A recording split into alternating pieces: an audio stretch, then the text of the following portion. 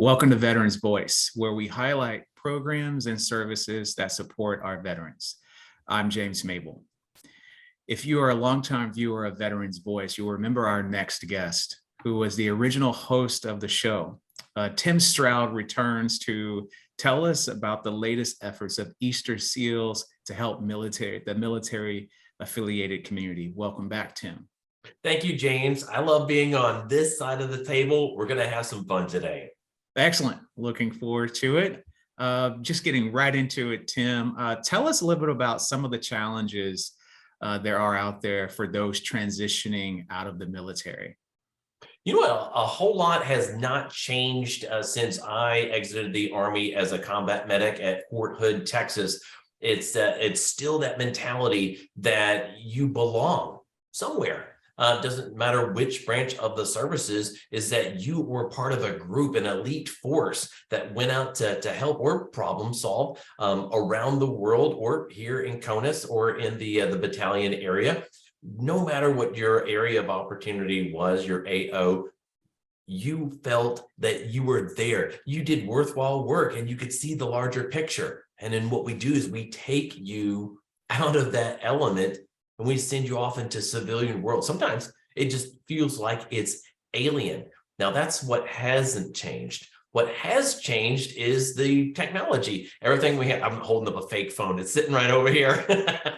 Our iPads, our iPhones, our Android systems that we get to connect and do things with. The great thing about those is that offers us the ability to find resources at the snap of our fingers, which is great. We've got some amazing portals that we'll touch base on today, but we also want to make sure that we're meeting the needs of our veterans. And so we're going to give some phone numbers and some email addresses and some URLs today. So make sure that you've got pen and paper handy, or you can rewatch this for those, because we want to make sure we connect veterans, their family members, and their providers with the veteran service organizations and each other. Excellent. And you allude to something that really can help us all connect better, if you will, compared to some of us who may have gotten out of the military years ago, decades ago. Now we have technology involved in this process. So can you tell us the importance of mentorship and leadership in the process?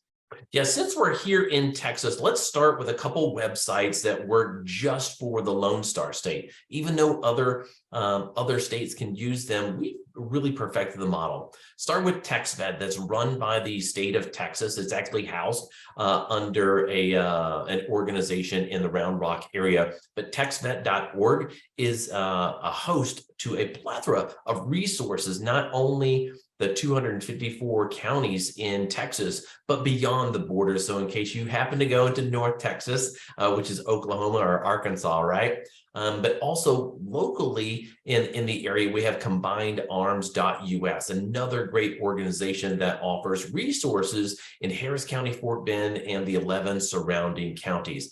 Now, all of that is the information, but remember, we took you out of your element. So how do you navigate that minefield of the civilian world? Well, you find a mentor, watch one, do one, teach one. So we ask those who transition out of the military, plug in. Doesn't matter if it's with the Greater Houston Veterans Rotary Club, Serve, or Camp Shield, Camp Mabry, that's in Austin.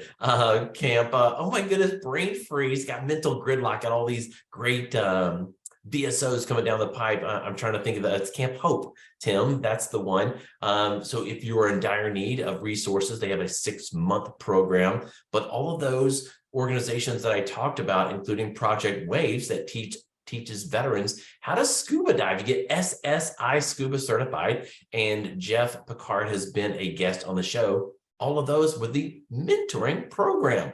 You don't need somebody who sits atop of a mountain and never comes down. You need somebody that has boots on the ground, that has been there, done that, and they're maybe wearing that proverbial t-shirt. You need somebody that is 1 or 2 steps ahead of you, and that can walk you through that navigational field. And we love that. So when veterans come to us through Easter SEALs, doesn't matter if they call us, they email us, or they go online to fill out one of the forms, we make sure, like those doors back there, it's a no wrong door policy. You come into any one of our doors for finances, one of the camps that we have, service dog program, or you're going to the Walk With Me program that's held annually at the Houston Zoo. You come in there, you look at the 13 different programs and resources that we have internally, because we get funded locally, state, and federally, as well as corporate and personal dollars, but also the organizations that we touch base with. And right now, that's over 500 of those. Now, there are some elite ones that we have, and those are connected through the Texas Veterans Family Alliance through the state of Texas. But which one did you want to start with first, James? Well, just so you know, Tim is an encyclopedia of information about the resources here in Houston. So a lot of these links and information Tim is sharing with us will be added onto social media and on YouTube. But I wanted to just dive real quick into how else Easter Seals specifically can help veterans here in Houston and how those veterans can connect to those resources. That's a great question, James.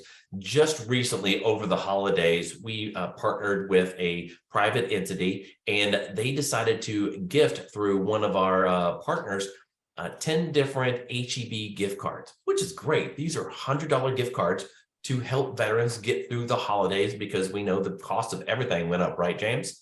And so it doesn't matter if it's gas or buying turkeys, we wanted to make sure that these people were helped. Well, Donnie Doffenbaugh through the Coalition to Salute America's Heroes, and I went out and found veterans that needed a breath, just a little bit of help that we went through the holidays. And that's exactly what we did. We connected with those, and that's that door I was talking about. We just opened that door. And one of the veterans who needed those financial resources also needed some mental health resources. Now, when we first talked to him, he said, Tim, I don't need a service dog.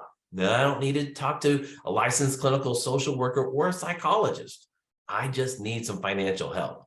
Well, after we scratched that surface, built that relationship with him, and started communicating, he's like, okay, let me open up. I'm really going through a lot of funk. I was at a retreat before, and they helped me out. I don't know how to get back in that mindset to where I was. And so we connected him with the right people, did an intake and an assessment. Wasn't me, somebody trained well above my pay grade, but they took him along that path and got him on the road to recovery. Excellent. Well, Tim, thank you so much for the information you're sharing with us today. And we're going to move on to a break. We're going to take a break real quick. After the break, we're going to talk to Tim and one of his closest and most adorable colleagues when we come back.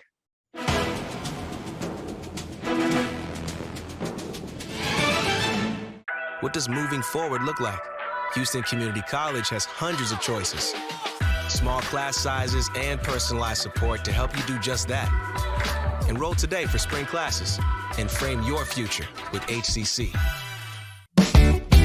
For more than a year, we have kept you informed with more than 500 remote episodes. But now we're back, bigger and better, with more news and more guests.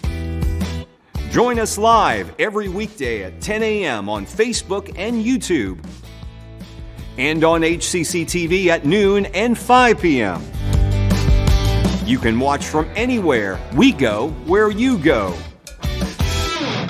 It takes less than 1 minute to find out if you may have prediabetes. You can do it here. But I get it, you're busy, and busy people can't have prediabetes. I read that wrong. They can, okay? Just go to the site.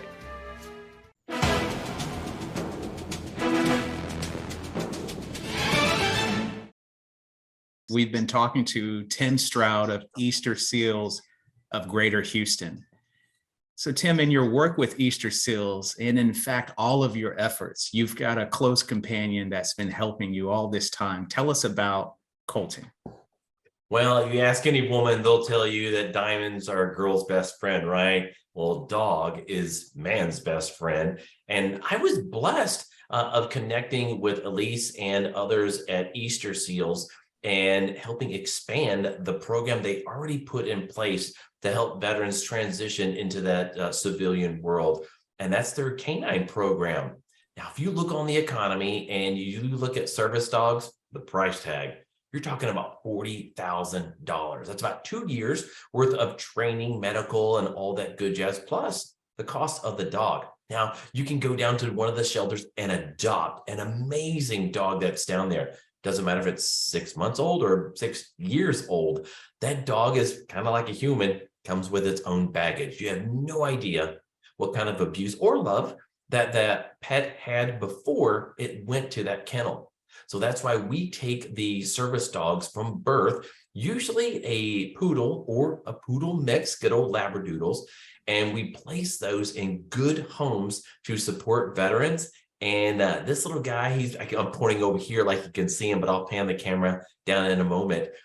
He's been with me for over 6 years, and we have changed the lives of thousands of people that we've trained at Southwest Airlines, American, United, but also with the big box stores, HEB, Target, Walmart, because we train the veterans, their family members, and care providers, but also we have to train the organizations where we're going to go in. The last thing you want to do is go to Three Forks or to Perry's and eat a delicious steak or pork chop dinner and then see a nose pop up over the table and somebody feeding the dog, right? So they got to make sure that the dogs are trained properly. And excellent. You're right. We in the public, we see so many dogs. It's very popular. Obviously, there are many people with a variety of dogs for a variety of reasons. And so there's service dogs, there's companion, emotional support. Can you tell us the difference between these different categories of dogs supporting others? Absolutely, James. In 1990, the Americans with Disability Act came out, which was a great boost to those who had disabilities. Some of those were mobility issues, some were mental health. But what it did, it put a suit of armor around those who identify underneath that heading and gave them rights and privileges that they did not have before. One of those is with service dogs. And so as you go out into the community, Colton can go anywhere that I go except for a couple places. Now, we can't go inside Applebee's and go to the back where they're preparing food. We can definitely sit out front and dine and have a good lunch or a dinner or a beverage out there. The other one is a religious center, different set of rules. So you have to ask permission before you go out there. Now, speaking of rules, there are some rules to have a service dog. We ask that any of the veterans that are watching, they can connect with us at veterans@eastersealshouston.org. And I'm sure you guys will put that on the crawler as well, to open that door, to have that conversation, to see if a dog would bless your life. Now, with that, your original question was service dog. They're at the pinnacle up here. Right below them are emotional support animals. And then down here, still a good barrier to have, good bar level, is a well-trained dog. One that does the regular stuff. They're housebroken, they sit, they can do all kinds of stuff. But you're going to come home and you're going to ruffle those ears and you're going to go have a good time. Well, Colton is going to be your shadow or whatever service dog that you choose. Easter Seals usually does 2 dogs per year. I think this year we're looking at 4, so we're going to raise money during the Walk With Me program. Excellent. Thank you for breaking that down so we understand the difference in the types of dogs and how they support people. But tell us about My Service Dog, Inc. That is one of the partners. Easter Seals currently has a couple because of the volume that we get. James, we have tons of requests from qualified veterans where a service dog or an emotional support dog animal will really bring them up to a level to where they were before or even higher. We're talking internally, what brings them joy and happiness and to find that road to recovery. And so with that, again, usually 2 well-trained service dogs per year and 4 of the emotional support animals come from the training that Allie Keaton puts out for Easter Seals. It is a 1-2 punch combination with Easter Seals. Not to say she's phenomenal and she always gets on me, but I love saying this, she is much better with animals than she is people because she really speaks their language to the point to where when I'm out eating with Colton, and if you drop a piece of chicken or steak on the floor, most dogs would just gobble it up, right?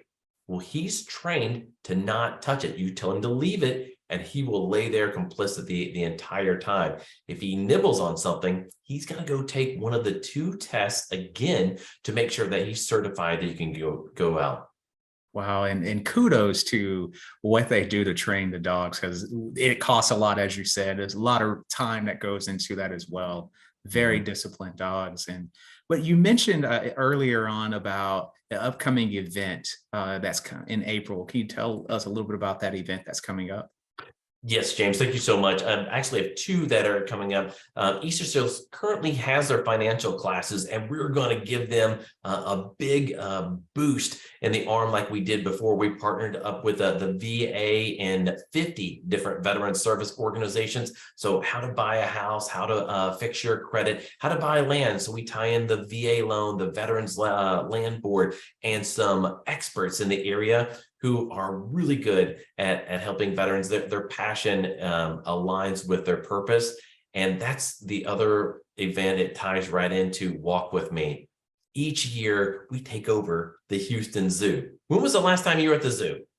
It's been a few years. Okay, well then I'm inviting you to come out on April 22nd. Easter Seals rents out the entire zoo. The only way you can get in that morning is if you come with our program, and you can go to the Easter's website and find that information. And for a lot of our veterans, it's no cost. We have corporate sponsors. We have different people in the community that says, I want to sponsor a veteran and their family members, which is great. Other people who want to put into the system say, I want to turn this into a fundraising opportunity, and we want to help raise money for the service dogs, which it goes hand in glove. And I absolutely love that.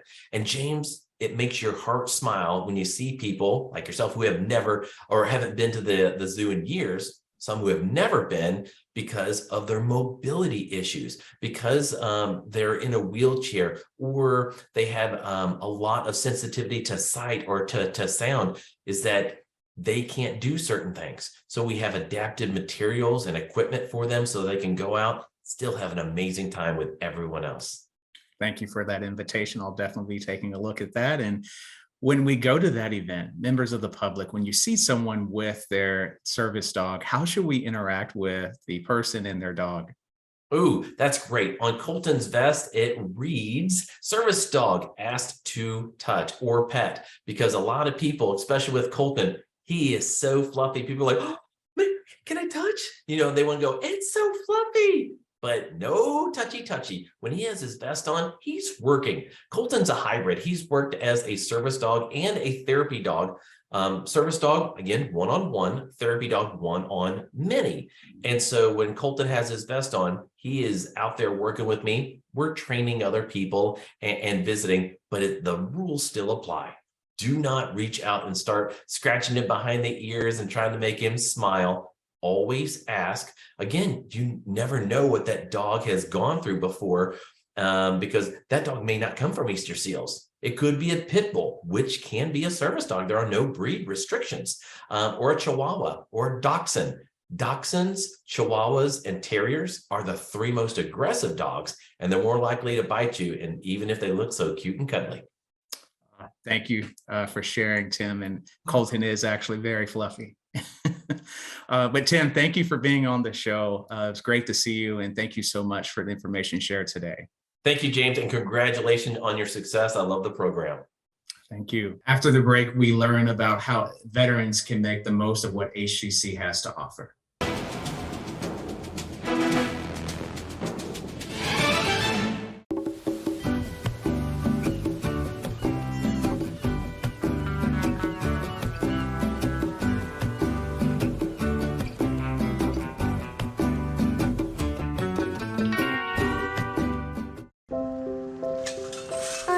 To eat apples and bananas. I need to eat apples and bananas. Why can't I eat apples and bananas? Support the Feeding America nationwide network of food banks to help provide meals to those in need. Join us at feedingamerica.org.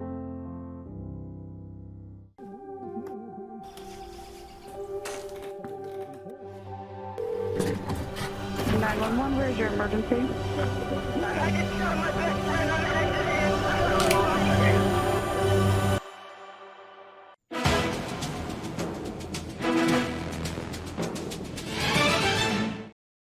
Welcome back to Veterans Voice. The U.S. Department of Veterans Affairs has a wide range of benefits and services, and the VetSuccess on Campus program helps veterans navigate and make the most of these opportunities. Now we have Chandra Arsenault Harrison, our VSOC counselor at HCC, joins us today. And to start, Chandra is going to give us an overview of VSOC. Welcome to the show, Chandra. Hi, thank you for having me. Okay, so I'm the new VetSuccess on Campus counselor at HCC. Excuse me. And like you said, I work for the Department of Veterans Affairs, but I'm housed on HCC's campus. And so what HCC and other schools figured out was that they needed a veterans employee on campus to talk to the veterans, their dependents, and just the certifying officials on campus and be housed there instead of having to call the VA regional office or travel to the VA regional office to answer all those questions that they needed answered kind of immediately. So that's what I'm there for. And so then that's why the VetSuccess on Campus program was developed. So I can help with providing services geared towards transitioning from military to civilian lifestyle. So it's a one-stop shop for HCC's campus for everybody to come there and get the answers that they need, like I said, in a quick time. And also for those veterans that also have other programs at the VA, like Chapter 31, Veteran Readiness and Employment Services and things like that, I can actually contact them personally because we're all on the same, I guess, service line, and I have a better contact with them than most people trying to contact them. So we're there, and we're there to help aid them to transition through school towards graduation. And then that entails going to school, that entails counseling, that entails handling MBA benefits, that entails employment services after that, and just things like that. We offer education and career support for the veteran, their family members, all their needs and goals, and it's tailored directly to that particular veteran. So it's not just one program and we just issue out things. We actually look at what the veteran needs on that campus and try to assist them in that way. Thank you so much for that overview. And thank you for being on campus. And so with Chapter 36 and personalized career planning guidance, can you discuss with us the benefits of that program? So the veterans that attend campuses, there are different educational benefits that they can use. So Chapter 36 is able to look at all those benefits, help them maximize their benefits, stack their benefits, or just give them information so that they can decide which benefits better suits them at the time. So you all may be familiar with post 9/11. So that's a big population on most of the campuses. And so I'm able to look at those benefits, let them know if they've used it, how to use it, how to access it for their educational needs. And then also there's Chapter 31, Veteran Readiness and Employment Services, which is another educational benefit that a veteran may be entitled to. And then there's the old Montgomery GI Bill, Chapter 30. And then there's also benefits like Hazelwood and for the dependents, Chapter 35 benefits. So I'm there and I can actually look at what they have access to, help them decide if they're using it the right way or not in their educational journey so that they are not basically wasting benefits. And so I try to guide them, give them information, also look at what they're going to school for. We assist them with labor market information. We also let them know if there are disabilities involved in it, to look at if those disabilities are affected by the job that they're going into, because we have to look at long-term career goals as well, because you don't want them in a field that's going to further aggravate their disabilities or things like that. So we're just making them aware of everything that they have access to and how to use it. So that's what Chapter 36 is basically giving them knowledge of all the available benefits they have as a veteran, as well as letting them know about medical benefits, if they have the lawyers that they can speak to at the VA regional office, if they need something like that, just outsourcing referrals and things like that. So that's what Chapter 36 does. Okay. And now we're moving on to Chapter 36, which focuses more on veteran readiness and employment. Can you talk about that program as well as how you all guide veterans in choosing a career path? Okay, so Chapter 31, Veteran Readiness Employment, used to be called Voc Rehab and Employment Services. So people might be more familiar with that. And I think the last 2 years, the name changed, but it's the same program. So what that program does is the veteran has to have a service-connected condition first in order to be entitled to the program. That's what's different versus the other programs that you're automatically entitled in for going into the military. But Chapter 31 looks at if the veteran has a service-connected disability, and it's just for the veteran only. It's not a transferable benefit like the other educational benefits are. 31 is just for the veteran only. And we try to help them find a vocational goal that does not further aggravate their service-connected conditions so that it leads to employment. So employment is the ultimate goal for that program. So we talk to the veteran, we look at their educational skills, we look at their medical records, we look at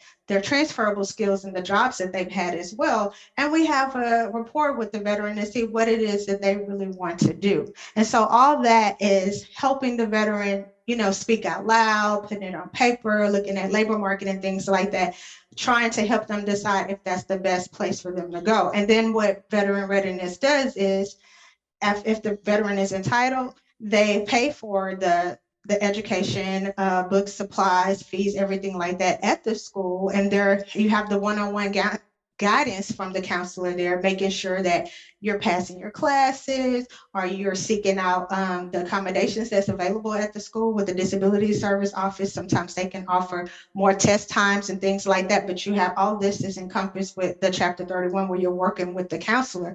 And then the ultimate goal is graduation. And then when you graduate, helping you search for employment after that. And then you become a successful veteran, successful rehab, what Chapter 31 calls it. Thank you. And so you've given an excellent overview of the services and resources that you all offer. And so if someone's wanting to go to the next step and apply online, how would they go about doing that? So what they can do is go to VA.gov. And the VA.gov website, they've now made it a one-stop shop as well.